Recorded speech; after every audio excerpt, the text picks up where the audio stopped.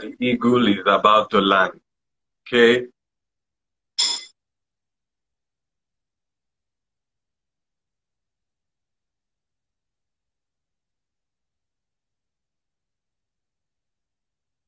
UTP joined. Thanks for joining in.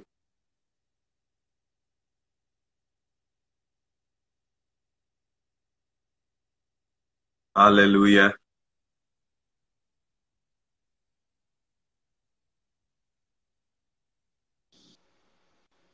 Wow. You're welcome. Hey, hello, Yes. Pastor Ladipo. How are you, sir? I'm very fine, thank you. How are you doing? Good evening. Good evening. Yeah, a lot of people are already joining in. I mean, I think not too much time for pleasantries. The way COVID is now, everybody needs solution. Yeah, I guess. We need the solution fast. So we don't have time for too much pleasantries. But you're welcome again. We appreciate you coming to join us here at Cross Point Lagos and to advise us and talk to us and share your knowledge with us so we can be effective during this period. I appreciate you. So Pelumi Joseph, I don't want to introduce you from a personal perspective, right? Let me introduce you the normal Pelumi Joseph. But Pelumi Joseph is the Group Head Investor Relations with AfricaPractice. He has a BSc in Economics and MSc in Finance from Imperial. I remember years ago when you were studying in Imperial, when we met in London, I know that you were going through a tough time. Imperial was stretching you, right? So when some Yes, people like this are, they've gone through a lot, right, to be here. He has worked with BAT, he has worked with various organizations, even the CPN, and he's the head of investor relations, and he has so much facts, figures, and intellectual knowledge and strategic knowledge to help us during this season. I'm an introvert. I listen a lot. So anytime I'm with him and I'm hearing him speak, I'm just gathering information. And I said one day this guy will help us break the back of COVID and the issues around it. So thank you again for coming, Pelumi. No, thank you very much, Pastor Ladipo. Happy to be here. Great. So first of all, we're talking about, I was just talking about your MSc in Imperial, and I was just talking about how you had to stretch yourself and how you had to do a lot of work in that, right? A lot of people say, there are some of all these billionaires now and founders of these big organizations that say they left their, they were in Harvard, they were in one Ivy League school or the other, and they now left and started their businesses, right? How important is skill and accurate knowledge? A lot of Christians just feel, and some entrepreneurs just feel, okay, let me just start entrepreneur, let me just do what I need to do without gaining proper knowledge. How is important is skill generally and even in this COVID era? Okay. Thank you very much, Pastor Ladipo, and it's a pleasure to be here. Thank you for joining. I'll just try and, frame the question properly. And it's when you speak to skill, the first thing I always like to talk about is, the investment you make in knowledge always pay the best interest. Now, it doesn't necessarily have to be within the four walls of a school, right? Or it has to be as defined conventionally. If you, That's right, for instance, understand how to code, how to see opportunities in different sectors. Yes, what school does for you is to give you a framework for questioning, for analytical questioning, and for having an analytical mindset, right? But if after 2 years of being in school, you've been able to figure that out, right? You might as well say, why am I here? Now, this is not for everybody.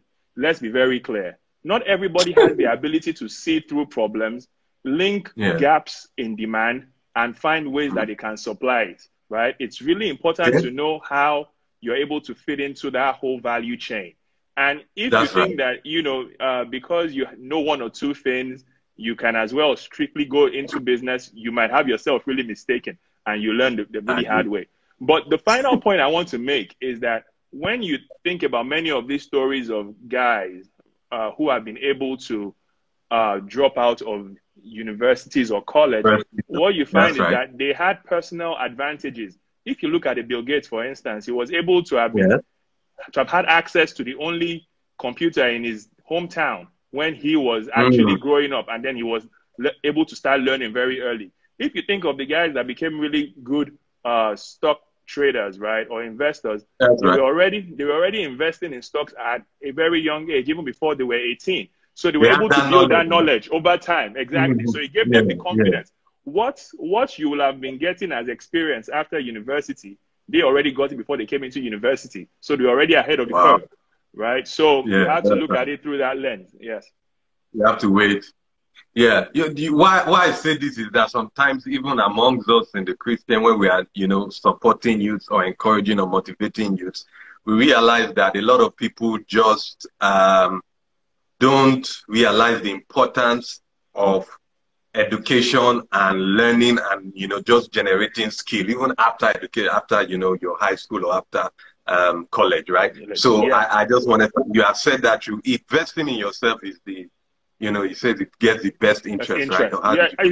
They are not my words. They are the words of Ben Franklin. So, I mean, he's one of the greatest guys that ever lived. So I'm just borrowing from him. Yes. And that sits well with us. That sits well, because I really believe in that as well. Right? Okay, so just for all the other guys that want to say, I'm not doing well in school, so because I'm not doing well in school, I can just go around and I'll be an entrepreneur. No, it doesn't work that way automatically, right? No, so you still need to gain knowledge, So, Pelumi, you are a consultant and an advisor to many big organizations, international organizations, government agencies, and the government itself.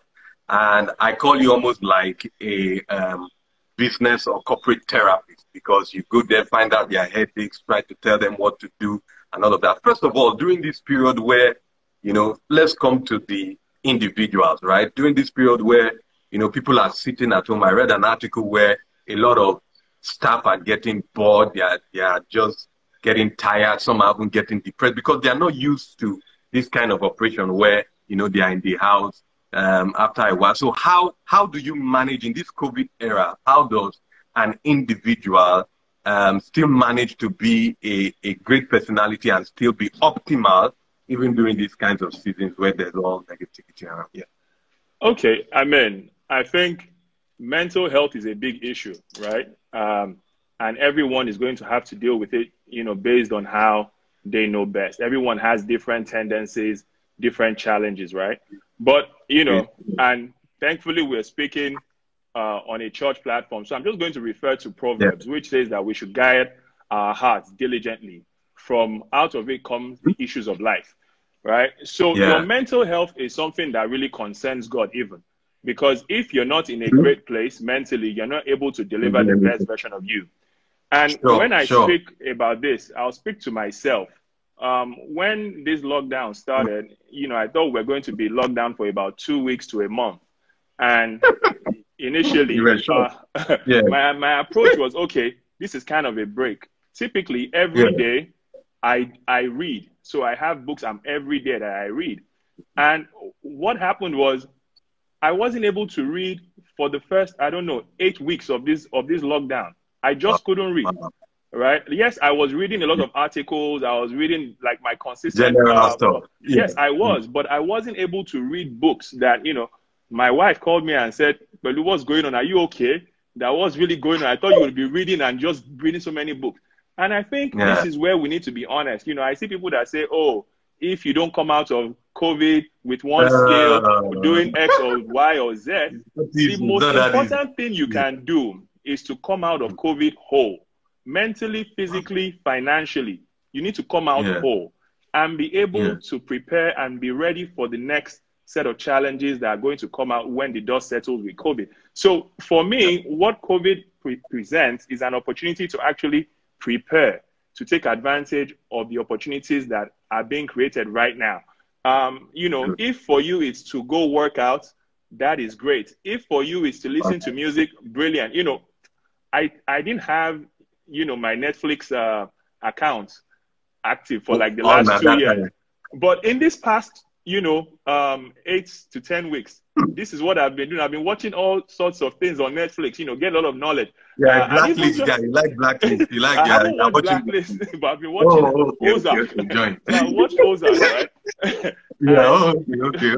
So, and, you know, I was even watching, I think it was this about, you know, racism concerning this movie, The 13th, by Ava DuVernay 2 days ago. So what I've just tried to do is ensure that it might not be my day-to-day, you know, strategic skills that I'm learning, but I'm learning about different things in life and just building, you know, my own mental state. Yeah. Okay. Yeah, I'm with you now. Yeah. You know, these are some of the things that try your mental health. Things like Nigerian internet.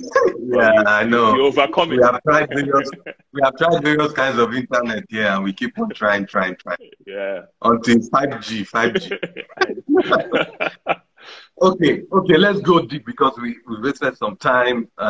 According to the Ministry of Trade and Investment, MSMEs account for like 84% of the total jobs in the country, and also account for 48% of the GDP, right? You advise a lot of organizations and governments on crisis management and how to manage that. How do you think SMEs right now can survive and hopefully thrive during this kind of COVID era? Because it's tough. Yeah, I think the first thing to really admit is that, you know, there is the challenge. And, you know, as with everything, there are seasons in life, right? And you have to be ready for those seasons. Which is why, for me, when I look at MSMEs today, the key thing you need to have is mental flexibility. We've seen even with big businesses, right? For instance, like Eco Hotel, who now do, you know, laundry services and now do takeouts, right? That's the reality. And even when we come down to the reality. To the most basic form, let's even use, you know, when you started Cross Point. You started Cross Point on a Sunday. We were there for the first service, and the next week was the lockdown, right? Were you going to say that this was not God that called you, or you were going to embrace that challenge so you could override it, right? And I think that mental flexibility to be able to say, this is the challenge, and how do I find what is adjacent to my business, or maybe an entirely different business to actually go into, right, might be the way to actually survive in these times. Thank you very much. So, I mean, the key word or the key phrase there is mental flexibility. Don't live like in denial that, oh, you know, before, like you were saying, we're thinking that 2 weeks' time, we're already back into the mood. But right now, it's been how many months and you are still in that season. So you just have to be, like you said, flexible mentally. I was with someone who is a good designer, and he was telling me of the various strategies he's working on now to be able to manage. And you know what? Let me just speak to that point, because I was talking to you know, a designer 2 days ago. Actually, thank you for that. And you know, this person, you know, does make quite a lot of clothes and sells locally in Nigeria. And she was telling me that she was actually getting challenged to be able to get any sales because people are not really working. And because of the amount of designers, that space being crowded, she's been finding it challenging to get sales. And what she just did was, what she did was to focus her ads outside Nigeria, right, to other African countries. And she's seen a significant level of growth in her business over the past 4 weeks.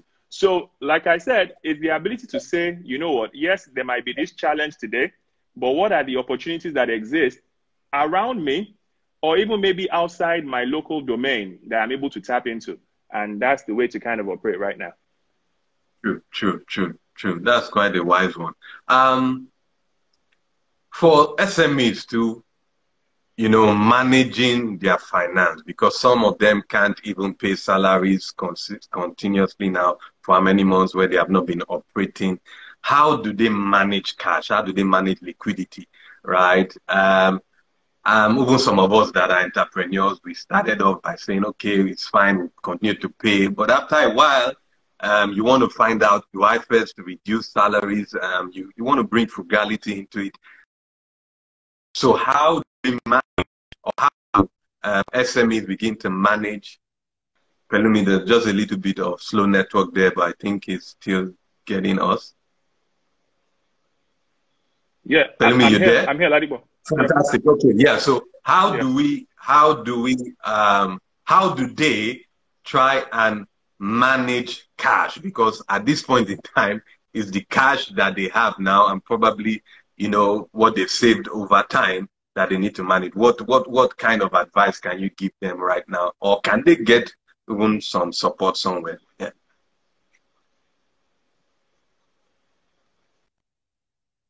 Okay.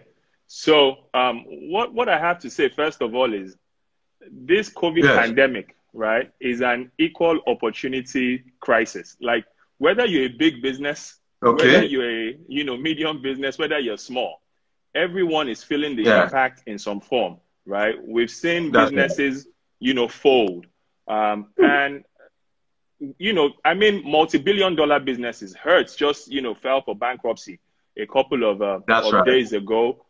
We've Go. seen Yeah. the Marriott, we've seen the Hilton furlough so many of their Yeah. workers. So how much more so for small businesses? Now, Yeah. I was opportune to be talking to one of the CEOs of the biggest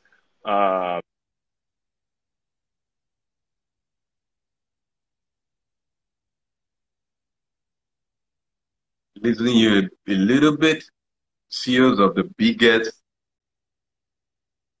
Okay. okay. So what they did was to basically ensure that for like the clients they had, they gave them some kind of moratorium around the loans, and Okay. so that they could survive. For That's right. those who have not been able to possess enough cash reserves, because most of these businesses operate on a day-to-day basis, they've been able to find some kind of midterm, supporting loans to help them. Now, when I think Mm. about small and medium enterprises, the reality is that Yes. you're going to make a call and say, do I want to be here after the crisis, or I want to pay salaries so that I can be the good guy? No, and that's the reality. You have to have that conversation with your employees and say, guys, this is the Yes. challenge. Even, Yes. Yes. Yeah. businesses that are established, I mean, Makes the oil sense. majors they've slashed bonuses, no bonuses this year. So Yeah. the That's the reality is reality. we have to deal with this so that we can come out on the other side. When you're at war, right? It's not about how fresh you come out. It's that you come out. This is a war. It's an economic war in reality. So being frugal, being Yeah. able to adjust to the Mm. times and to seek opportunities that relate to your industry or maybe a totally different industry helps you to be able to really evolve and succeed in these times. Thank you very much. That's so true. So, like you're saying,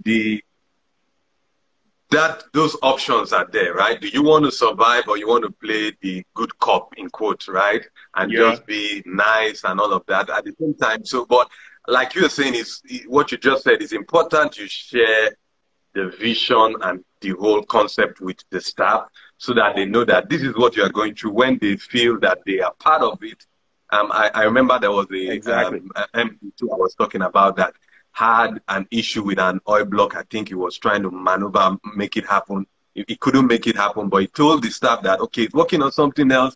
If you want to work with me, this is what will happen for the first few months. You might not get this or that eventually, and things picked up. So everybody Yeah. has to be flexible, but like you said, we need to share the visions. Now, practically still in that line, CBN has set out some number of measures to tackle the impact of the coronavirus, just like almost every government and every bank national bank in the world that are doing. Can you advise some of our viewers now and some of these interventions CBN is bringing out, how they can take advantage of it? Some people have just heard CBN is bringing, they don't know what they have brought out. I know there are things around loans and managing loans and all of that. How can we take advantage? Some people are just sitting in their homes right now. They know CBN has some intervention, but they don't know what it is. They don't know where to get the information from. Has its intervention for the SMEs. There is a fund of 50 billion, which is for SMEs. Now, it was quite burdensome to be able to access that fund because you had a guarantor. So if you go to the CBN's website, you have an SME business. There's two things that it can help you with. Either stuff that can give you access to working capital to be able to survive through this period, or if you're seeking to expand, term loans going forward for SMEs. Now, there's also the health sector fund of about 100 billion, which they've priced at. I need to tell my wife about that one. Yes. So you should tell Dr. Yemisi, please. there's 100 billion, and that basically between now and February 2021, the loans you can access at 5%. From February 2021, it goes back to 9%. Now, what this is supposed to help is those who are in the healthcare sector, from testing kits to drugs to manufacturing to research, the whole value chain, right? And it's basically the opportunity that exists. As well, the Bank of Industry continues to disburse loans. I spoke with somebody there, yesterday, and they're disbursing loans. And basically, that is at 10%.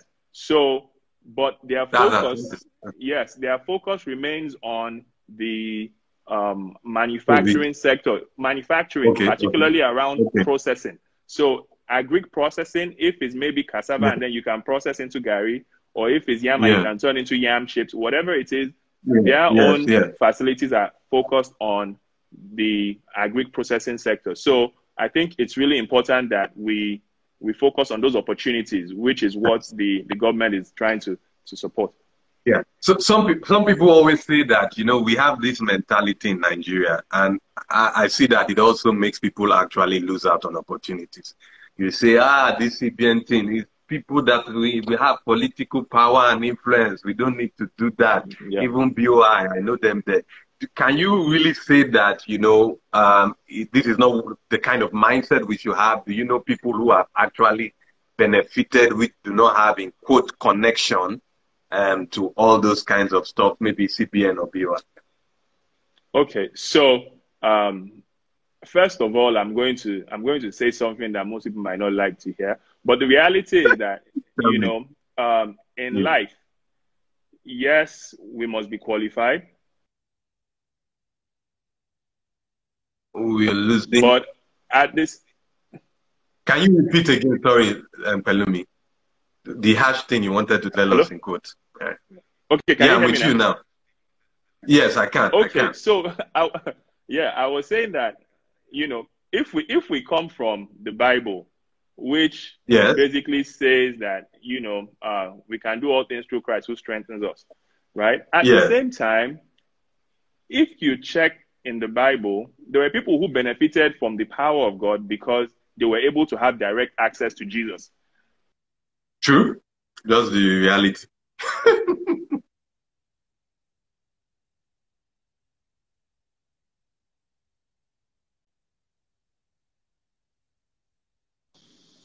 You can actually access them. Yeah, you can actually access these facilities if you meet the criteria. Yes, it does take a bit of time. I'm going to be honest and say, yes, it does take a bit of time. But as long as you meet the criteria, and especially in these times where the government is actually focused on trying to revive the economy. Businesses, yeah. Okay, we hear you. So basically what you have told us is, guys, don't say it is just for people who have political connection, and don't use that as an excuse for laziness. Go ahead and still try and get those funds. You'll be surprised that, based on merit, people are getting what they need to get, right? Don't stay in that position as an excuse, right? Okay. Now, no one can really predict. Every day I read, I'm praying, I'm reading, praying, everything, right? To see where probably a therapeutic or a vaccine can come for, this COVID-19 and totally settle things. Now, nobody can really predict when that will really come, right? Some are saying Q4 of this year, some are saying next year. And so people don't know when, although because of how things are, people have started to reopen the economy, right? So specifically in Nigeria, I know this is somehow like a health question too, but you could advise us. Specifically in Nigeria, we see the number of confirmed COVID virus patients going up. Do you think that we may have another lockdown? And should businesses and people be preparing for that? And how do they actually prepare for that? Okay. If you look at what's happened, I think we're at right about 15,000 cases. And yes, if you think about how much stimulus the government has put into the economy, you have a 150 trillion naira economy. Total intervention is barely somewhere around 6 trillion, right? Barely 4% of GDP. You compare that to the US, where there's been about 7 trillion, 8 trillion of intervention in the economy in a $21 trillion economy, right about 30%. And wow. Even at that, they're lifting these lockdowns because, yes, you might stimulate with cash, but people need to work to be able to supply what that cash can buy, right? And keep the economy at a balance. Now, for us as an economy, that right, and we don't have the ability to be able to stimulate as much. Again, going back to the point where about 84% of the economy works in MSMEs and earn their income on a daily basis, you're really stuck in a hard place where you have to kind of open up the economy and let people get back to work. There will be challenges in terms of the health challenges, and we're seeing that, but how many people? Yeah, I'm with you. I'm still with you. It seems you're back now. Yeah. Okay. Yes. I don't know what you heard last. Oh yeah. Yeah, I can hear you. What was the last point you heard me make? Sorry. Hello, can you hear me? Yeah, I can hear you, Pastor Ladipo. I said, what was the last point you heard? We're talking about how we don't have the leeway here. We don't have the leeway here in Nigeria. So we don't really have the leeway, and that is why I believe that we are going to have to leave the economy, just restart the economy in some form. It might be, and I think it's going to be graduated, but we have to open the economy somehow. Yes. All right, thank you. So what you are telling people who are sitting down thinking that, probably, all of a sudden things will just go right and we'll be back to normal, is that they should start, like we're talking about mental flexibility, we should start going back to work as, safe as possible, but still start to engage and still try and start doing what we need to do around that. Exactly. Yeah. So I see that, a country like, obviously, is the world power, US, whatever is happening there, it just cuts across the whole world. Everybody begins to feel the heat, right? So there were indications that there was like a spike coming up for cases now in the US, like a second wave, maybe due to the protests that occurred. And that, first of all, the oil price went down because of that alone, right? So in the US, people are, Trump has been predicting almost like a V-shaped recovery in the economy. And obviously that will help people, make certain kinds of investment decisions when Trump is saying things like that, right? So in a place like, are you still there, Pelu? Yes, I'm here. I'm here now. Fantastic. In a place like Nigeria, right? What do you, and even America, because whether you like it or not, the decisions and how things are faring there will affect us, especially oil and all of that, and revenue that we get from out. So how do you think the Nigerian economy will recover, right? Do you see some recovery already happening during this reopening phase? And should people hold on to their investment and not sell, in panic because truly there's going to be a V-shaped recovery? Yeah. Okay. I think many people have spoken to a recovery, right? Yeah. And for the first time in my life, I've heard all sorts of shapes. I've heard of L shape, U shape, V Almost impossible. Mm. Okay. Hello, Pastor Ladipo. Yeah, I'm with you. I'm with you. It just Okay. breaks, comes back. I think the network, but I'm with you. Okay. We are still hearing you. Okay. So what I was saying is that if you ask any economist about 2020 and 2019, there was nobody that forecast COVID crashing the world economy, right? But That's right. all these economists still have jobs and they are still respected economists today, right? The Mm. reality is that Yeah. nobody knows enough about the world to make this kind of forecast. And you'll get one or two right. Mm. But over time, well, you have not much of a better chance of getting it right than a coin toss. That's the reality. What we can do is to That's look at, history and say what has happened historically, use it as a guide fantastic. to example of a crisis like this from a health standpoint was the Spanish flu in 1918 to about 1920, where there were a lot Spanish of flu. Yeah. deaths, right? And then you had the economy Yes. tank. And then over the summer, there was, just like we're going through now, in this summer, people were tired of staying at home. And then they thought things were going down. And then there was a spike again. And, Yeah. they were able to overcome the challenge. The one thing we know is that human behavior doesn't really change much, right? As much Yes. the same desires, the same drive, greed, fear, hope, Yeah. despair, those emotions remain constant, right, across generations for human beings. And those will drive behavior, right? So what I suspect is that we're going to have, for me, speaking to Nigeria specifically, yes, because you have to look at it through the lens of per capita income. And on a per capita income basis, that has continued to go down.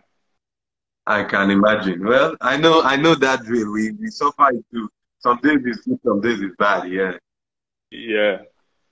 So if you look at the Nigerian economy, what I was saying is that since 2016, when we had the recession, we've not truly come out, right, from a per capita income standpoint. And what I suspect going forward is, with the way the economy is structured today, that we will basically just continue to muddle through, for the next maybe 3 to 5 years. And that's the real challenge that we have.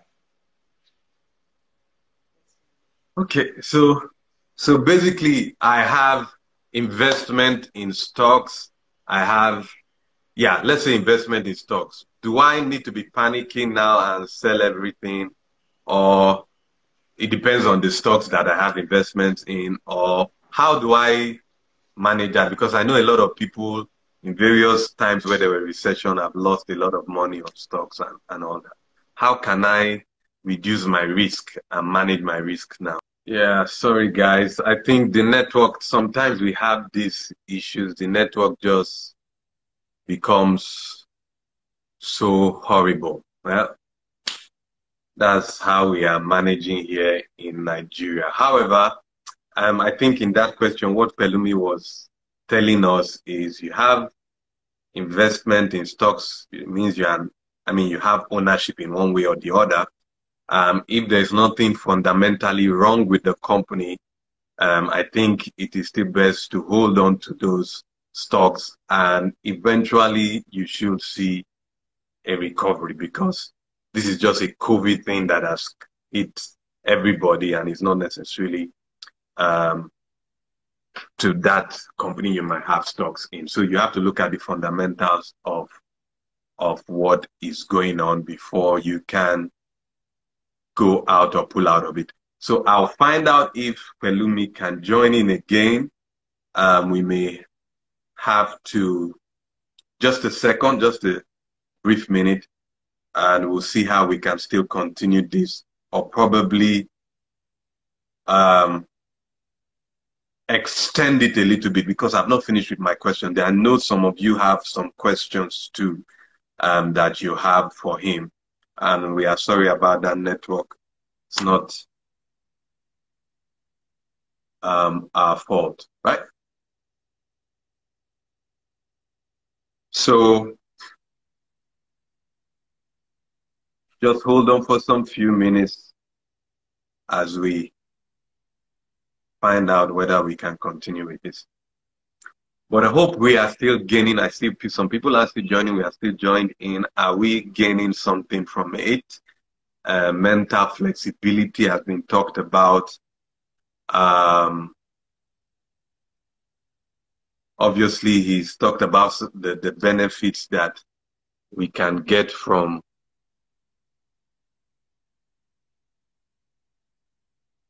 just a minute. Let me add him. We can get from, yeah, I can see he's coming back in. I've allowed him to get back in. The benefits we can get from the intervention funds that the government is bringing in, and many more stuff, right? Okay, yeah, Pelumi is back in. Thanks, Pelu. This has been a real test, you know, this internet today. Yeah, that's fine. Thanks. So let's move into some other things. Right now, we have the issue with, obviously, sorry? I can hear you. Tell me. I can hear you. Okay. I thought you said something. Yeah. Okay, I said, right now, obviously, many countries have closed their borders, including Nigeria. I know there are plans to reopen the airports and all of that. But right now, international trading has been affected, and people say this is an opportunity. So what are opportunities now that we can't import everything we import? Is this an opportunity for local players to start to work in? And which areas specifically do you think we can quickly move into to maximize the fact that a lot of borders, I know there's still movement of logistics, but it's not as usual. So can we maximize that? Okay, you said, please repeat. Intervention funds that the CBN and the Bank of Industry actually have. And that tells you where the opportunities are, right? Right now, every country is thinking about meeting its own health needs first. So that's why they're enhanced. So whatever service you're providing, whatever food that you're, growing, whether it's in agric, whether it's in the health sector, productivity is really important so that you can actually have international competition. Okay. That are fundamental to survival right now. It's fundamental. So if it's clothing, right? Be able to make, basic clothes that solve problems that people need. This might not be the time for the Owambe, Swiss boil lace, because people are not having parties. There's no sweet boy or sweet girl association going on right now. Exactly. So that you have to just think about those things that, relate to fundamental demands of human beings. Those are the opportunities right now. Fantastic. Thank you so much, Pelumi. We will soon have to go, but if people are okay, we can restart it and just have maybe another couple of minutes, maybe 10 to 20 minutes. That would actually be lovely. So somebody is saying lounge wears no clothes. Some people are making some funny comments here, right? I think we can still do some more if it cuts. I know in the next 4 or 5 minutes we might cut off. So we can come back again, and yeah. just summarize some of the things that you have said, and probably get some people to ask some questions. Ask questions, right? yes. So yeah, I think you talked about healthcare. I saw Dr. Yemisi waving people that yeah. Then agriculture, right? You know, at one point in time, that was where we're getting our revenue from mostly, right? And foreign exchange from. Now, I listen to people in the on the radio that talk about exporting a lot of these agricultural products out. You know, on radio, they'll come and tell you that, what do they call it? That come for a training, we'll teach you how to package your product, you take it. I always look at, if you know how to package all these products, why are you looking for me? Coming to share the knowledge with me. Yeah, share this profit with you. You must really love me or something.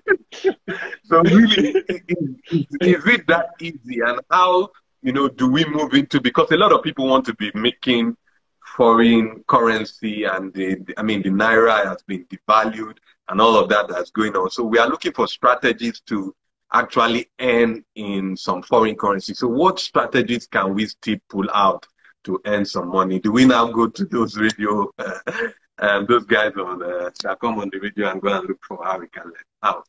And from seed to harvest, they already know how that process works. And because it's something that is, you know, is globally required and, you know, globally demanded.